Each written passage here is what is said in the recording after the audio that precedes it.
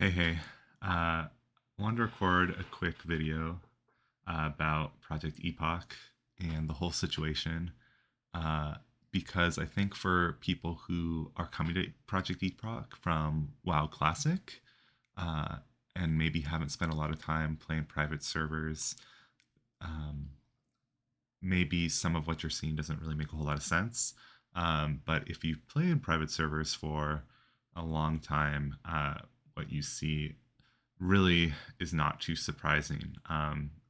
You know, uh, the server not being up uh, and them still working on figuring out a way to keep the servers up for the population that they have is definitely a problem that is really common to private servers. Um, so I figured I could talk about that a little bit. And the main thing that I thought would be interesting to talk about would be this Discord post that they made today, which I've got a screenshot of here. And it's K-Totes talking about um, kind of what they've been doing and what their plan is. And there's two things I want to highlight here. The first is that apparently on launch day, there were 30,000 people trying to join the server. They had two servers up. One was PvE, cross faction, one was PvP, and neither of them could handle that kind of capacity. If there had been like 1,000 people on each server, it probably would have been rough, but maybe it would have been okay. But like, there's no way that you know their core was going to be able to handle that. And they explained that a lot of that was due to them having their server be Windows based instead of Linux based, and they're working on switching over to that. But that is not just an easy task of like uploading your server onto a new Linux server. Like their core was designed to work with Windows. And they didn't think that it was even possible to get it to work on Linux. They have some people that are helping them figure that out, but it's going to be a little bit of a process.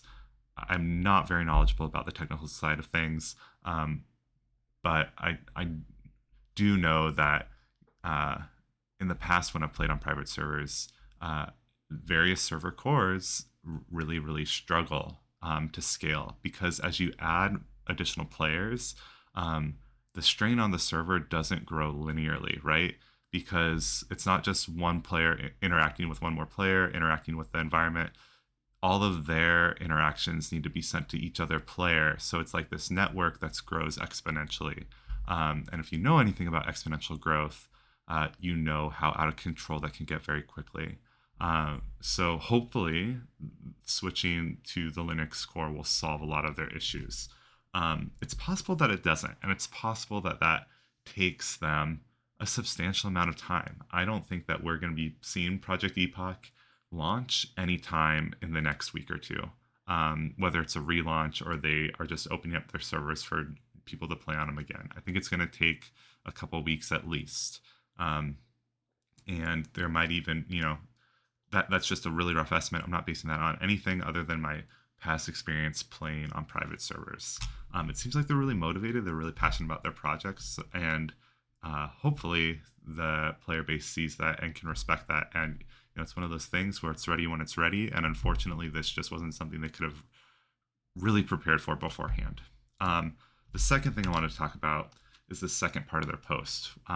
They're broken into two teams. One is kind of switching the server team, and then the second team is the team that I'm really interested in because it shows they're still making really good choices.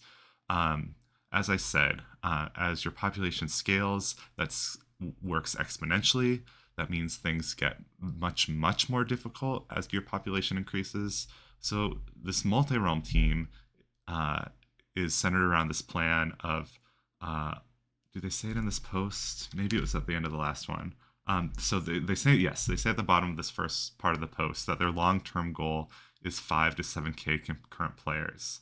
That would be a lot. And it's a big target, and it would make for a pretty healthy server, but it's possible that they don't get there. And in the first month or two, private servers tend to have a much higher population than what they end up stabilizing at, which is kind of due to two factors. Factor one is it's, flavor of the month. Everyone wants to get in, everyone wants to play. And also the people who are playing, they have more to do. They're leveling, they're excited about playing the game, they play longer. So not only is a user are there more users playing the game, but they're also playing and overlapping more in how often they're playing. So it just creates an inflated server population at any given time. And over time, both of these factors trail off, which result in having a lower and more stable server population. So their solution to this is very logical, but it shows me that, like I said before, they're making very good choices and setting themselves up for long-term success. And their plan is to create basically a tied copy of both servers. So they'd have Kazan, Kazan 2, Gurabashi, Gurabashi 2, and they will have those servers. The long term plan is to merge those servers, right? They will share names, which is a big deal for RPG players. They like their name. If a server merge happens, a big concern is like, well, I get to keep my name. So, Kazan and Gurabashi will be separate, but these other two servers are basically set up to merge in the future as the population naturally dies down, which is very, very likely to happen. And then they're also giving themselves a plan B, another out, if you will, which is the potential to boot up a third realm.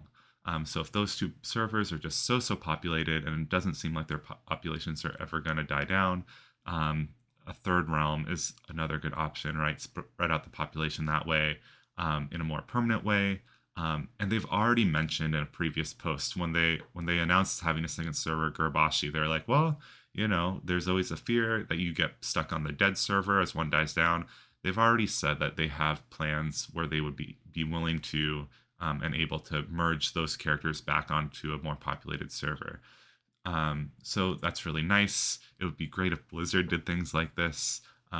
Their free transfers tend to not actually help server populations. They just kind of concentrate everyone on one server, which is why I guess these days we have the mega anniversary realm servers, which is a great way to solve that problem if you have the resources to do that. Obviously, Project Epoch as a small project does not. But anyways, I think that, like I said, all of these choices are really good. I'm hopeful for the future. I just think that future is a ways out. So for me personally, I'm excited to get to play on a TBC private server, Project Kael'thas, which is launching on August 1st. I really love TBC. It's part of why I was interested in Project Epoch, because its talents and abilities are based around TBC. I just think it's a really fun, as far as the way that classes and are set up and work together in raid groups. So that's what I'll be doing. I'll probably be streaming that a little bit just to kind of drum up some interest. So if you want to check out a fun TBC server while you're waiting for Project Epoch, I'd really recommend it. It's far and away the best TBC project out there in terms of the scripting, how well it works. And, I know Gummy has been a little bit of a controversial figure in the past, but like he's just such a solid coder. And his more recent projects have really stood the test of time. So yeah, that's what I've got going on. Hopefully I see you there, or maybe in a couple weeks on Project Epoch.